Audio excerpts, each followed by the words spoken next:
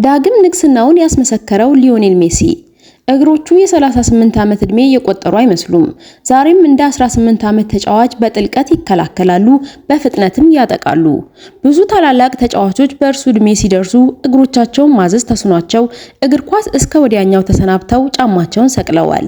እርሱ ግን ዛሬም በሜዳው መሃል ታላቅ ስራን እየሰራ ይገኛል። ሰውነቱ ላይ ምንም አይነት የድካምና ጫና አይታይበትም።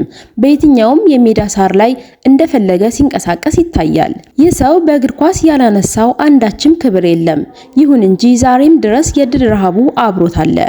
ሌሊት አርጀንቲና ከአልጄሪያ ጋር በነበራት ጨዋታ ላይ 17ኛው ደቂቃ ላይ ሊዮኔል ሜሲ አርጀንቲናን ቀዳሚ ያደረገችውን ግብ ሲያስቆጥር የተደሰተበት መንገድ 8 ጊዜ ባላንዶር ያገኘ ከሀገሩ ጋርም የዓለም ዋንጫን ያነሳ አይመስልም።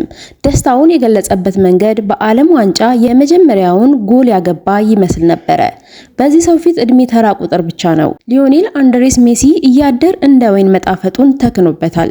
በዘመኑም ከዘመኑም በፊት ያሉ ክብረ ወሰኖችን ሁሉ በእጁ አድርጓል። እግር ኳስ ሜሲን በተለየ መልኩ ልታከብር ይገባታል። ይህ ሰው የእግር ኳስ ዓለም ንጉሠ ነገሥት ነው።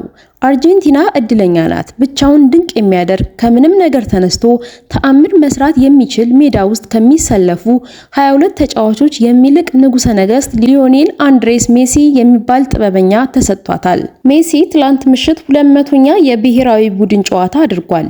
በእነዚህ ጨዋታዎች ደግሞ ለሀገሩ 119ኛ ጎሎችን አስቆጥሯል። ሃትሪክ መስራት መቻሉ ደግሞ በዓለም ዋንጫ ውድድር 11 ነጥቦችን በማስቆጠር ለዓመታት በጀርመናዊው ሜሎስላቭ ክሎዝ ተይዞ የነበረውን ክብረ ወሰን መጋራት ችሏል። አሁን ሊዮ ከዚህ በኋላ በሚያደርጋቸው ጨዋታዎች የሚያስቆጥራቸው ግቦች ክብረ ወሰኑን ለብቻው እንዲይዘው ያደርገዋል።